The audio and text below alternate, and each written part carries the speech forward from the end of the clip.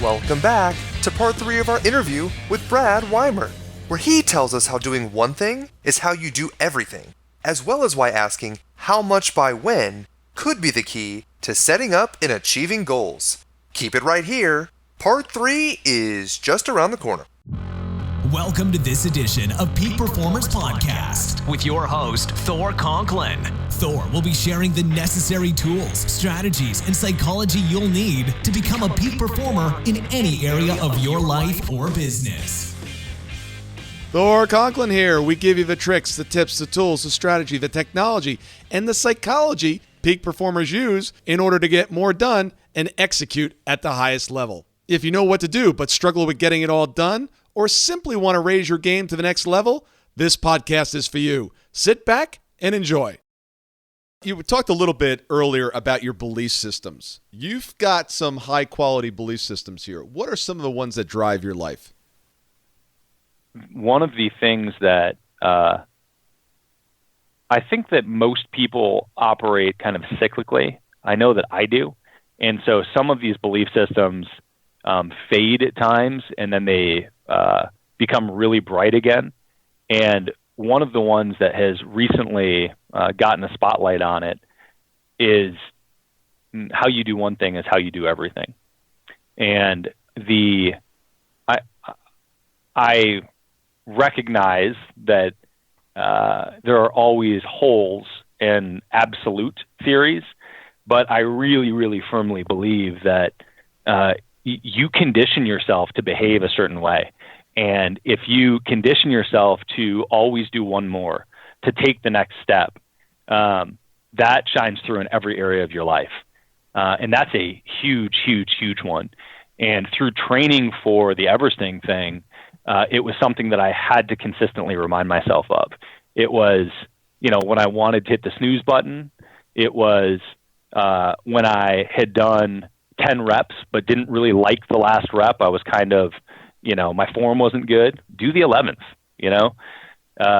all sorts of little things. But all those little things add up. It was when I put a glass in the sink instead of putting it in the dishwasher, right? It was stopping and saying, it's going to take me 3 seconds to just go the extra step. But going the extra step there helped me go the extra step while I was training because it was habit. It was building that habit. And I think that that's a through line in my life right now. No question. If you're listening to this broadcast, which you are, because otherwise you're not hearing this, everybody wants to make things more difficult. They want that silver bullet, that magic potion, that one thing like that thing that no one's ever heard of before. Look, it's this simple. It's about doing the little things every single day to consistently make results that are extraordinary. It's about making what I call micro commitments. It's the little things that you just, when you finish that 10th rep, you say, I can do one more. And then you do that one, I can do one more. And just making those little changes. We talk a lot, Brad, on this show about, why most people don't keep commitments. And the reason is that they're too long. You and I can make a commitment not to breathe for the next 5 seconds, but we can't for the next 50 minutes. So if we just constantly are recommitting ourselves to making a decision and a commitment about something to follow throughout the day, that's when you start to stack them, and the results are amazing. There's no question about it. And I think that until you push yourself with a timeline, and I've got a big thing on my wall in my office that says how much by when. And that is the mantra for any task or project that we are trying to complete at Easy Pay Direct, because oddly, it's something that people don't just innately do. It's quantify what you're trying to accomplish and set a deadline for it. Because we have far too many things where people say, "Oh yeah, we want to get better data." Okay, well, what is better data? Or we want to make more money. Okay, well, is $1 enough? And by what time do we want to do this? Because you have to give yourself permission to be done at some point too. Otherwise, those commitments, like you said, feel super, super heavy. So, it's one more step at a time, which was certainly the mantra at points on the mountain. No question. Winners want to know what the score is, and they look at the scoreboard. They have a scoreboard. They track, they measure, and they adjust. So, it's funny because I'll go into extremely successful businesses, and it's easy to find the ones that stand apart. They're the ones that are keeping track. They're the ones keeping score. They've got, the funky little, I've got one client, he calls it, he said I should trademark it. It's called the Thormometer. And it's all their deals for the year. And they named it that because I want to know, where are we on the deals? We've got a gazillion things to focus on in our business. We all do every single day. But there's only a handful or 2 or 3 that we really need to keep track of and measure. Everything else leads into those. I love it. I also really like the notion of micro commitments. It's been a game changer for me. That reminds me the other one of the when we were doing the mountain on the way down, one of the staff members that works at the mountain year round said, "What's the I've watched people do this mountain before, but not anywhere near 17 times, much less 34." And he said, "What are the tricks?" And I was like, I don't fucking know what are you talking about? What are the tricks? I just keep going. And then I thought, that's actually the trick. The trick is I was passing people all the time on the mountain, and I was passing them because they had stopped. And I was just continuing to move. And the trick is you can slow your pace, but don't stop moving. Yeah. It was so interesting because there were points in the race or the climb or whatever we want to call it where I had stopped. And then what I started to see people doing other things. They started to zigzag up the mountain. I'm like, well, that's different. Then I saw somebody sidestepping up. I'm like, wow, that's interesting. And what it was a completely different muscle group. And one of my muscles was, whatever, the front, forward, back, motion of the legs, that they were shot for the moment. But I actually had a lot of strength in my side muscles by just going up sideways or backwards. And it was like, there's another way of doing this. And, it's like you said, it's important. Don't stop. Just keep moving. Just figure out a different way to do it. I love Cameron's idea of getting a helicopter. You can rappel off it. I did not love it in the moment. I know. But you were just on fire with that mohawk just running up that hill. All right, so we know what you're good at. What do you suck at? We got to make you human here. Yeah. Oh, a lot of things. I'm 37 and single, so I clearly have a problem with commitment, I guess. I don't know. Hey, you know what? I actually have some great advice from the last interview that just happened. Literally, it was like an hour ago. And I asked him, I said, how come you have such a great relationship with your partner, his business partner? He goes, well, we defined our roles up front. We made him very clear of what he does and what I do. And then he goes, we communicate the entire time. And we're always talking back and forth, and we never let a moment go by where we're not communicating. And then we stay out of each other's business. And I'm like, wow. I said, that's actually pretty good dating advice. He goes, yeah, I've had really lousy dating experience. I said, I bet you don't apply the same steps in your dating life. He goes, I don't. He goes, I don't communicate well, and I never really tell them what I expect or what I'm looking for, and I really don't make a commitment to them. He goes, I'm not committing. He goes, wow. So it was interesting. I'm like, this is good stuff. That's great stuff. And that brings me back to how you do one thing is how you do everything. Yeah. And it has to be like you have to, and if you're not living that way, you have to diagnose it and think, all right, well, why? Right? Yeah. Why am I choosing not to do it in this part of my life? Yeah. So I'd say that sort of in jest. Clearly I commit to certain things, and when I'm committed, I'm fucking committed. Yeah. Yeah, and communication is definitely not one of my weak points, but what is, I think, is establishing concrete beliefs. I have a hard time getting to an absolute belief or an absolute commitment. I'm agnostic, and I'm not agnostic because I'm not atheist, right? I don't have any problem with people believing in God. I just can't have I don't have any concrete evidence. And I think that my life would be easier if I had concrete evidence or if I had this belief. But, that's what it is. It's faith. Right. And relationships are beliefs and faith. Yep. Yeah. Interesting.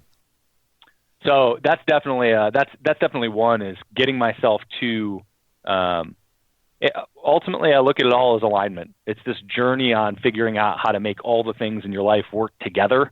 And, as you know, there's no magic formula. No. But I thrive on variety. I'm a thrill seeker, and I want to experience all these things. And so one of the things I'm not good at is saying no when it's not in direct alignment with what I want. Because I hear it and I'm like, oh, that'd be fun. I should go do that. Yeah. And it's like, well, or not. Yeah. Well, it's kind of like the notion that I hear all the time. It's like, you can have anything. Or I'm sorry, you can have everything. I think that's total BS. You can't have everything. You can have anything, but you can't have everything because you've got to make some choices. You could not be a world-class athlete and decide to, sit down with tubs of ice cream on the weekend and shoot heroin. It just, it wouldn't work. Right. You've got to make some decisions, and you've created an amazing business. You've created amazing health and fitness and endurance. Something is going to give. There's only 24 hours. Yeah, well, that's the truth. And somebody told me something, and I wish I could attribute this to somebody, but it was a huge moment from a business perspective. It was, what's the least that you have to do to accomplish your goal? And you mentioned earlier how people talk about, or you mentioned earlier that people want to make things more complicated than they have to be. Yeah. And when you frame it the other way and say, hey, what's the least I have to do? It allows you to put hours back in your day and to focus concretely. But even when you're focused on the least, you still have to constantly be asking, in order to do that, necessarily, you have to be asking, all right, well, what should I not do right now, right? What do I have to get out of the way so that I can focus on this one thing to accomplish it? And that is a tough thing for me. Yeah, and who else on my team could do it? Oh, that's a great question. Yep, and I'm still a work in process on that as well, and that's why I made my theme for 2018 teamwork. I just realized that first of all, it's more fun winning with the team. I mean, could you imagine doing that Mount Everest challenge by yourself? How much nicer was it to do it with a group, even though you were passing everybody? Yeah. Well, I was going to say, in a lot of ways, I was by myself. I mean, I was through the night, and but I totally feel you there. And, I wasn't by myself at all in terms of the support and energy and the people that donated to Explore Austin, and really that just kept me moving. So there's no question, man. Well, and then all the people on the mountain as well, at all the recovery stations. Oh my God, they were amazing. Yeah, I mean, I stopped and talked to them. You just kept running, but I had a couple words That's right. each time. We got to keep moving. But I sat down, had coffee with them. They're a very nice group. Maybe that was part of my issue too. I spent a little bit too much time socializing. My core values. So tell me something that 10 years ago, you just weren't that good at it, but you actually are really good at it now. What could you have done better 10 years ago? If I can back up a little further, yeah, sure. I can tell you that I grew up in a place of, great parents, great environment, but there was a fair amount of complaining, and what I have managed to develop, and I realized this probably 4 years ago, was my brain now immediately goes to, what can I do to change the outcome? And it used to not do that. And that is my doing. Right. And I think that it's an amazing realization for me to say, okay, I've conditioned myself to have this sort of response. And it seems like it's innate, it seems like it's just part of who I am, but really it's through, many, many years of personal development, working on growing, working on getting better, so that now when I'm confronted with a problem, my mind doesn't go to, oh man, I can't believe this happened to me. Oh, why is it, this is terrible, blah, blah, blah. It's conditioning to say, hey, how do I fix it? And how do I own it and change it? Because ultimately I can do something to change the outcome with every scenario that I'm in. And speaking about mentors and people, who have been kind of your mentors and guides throughout life?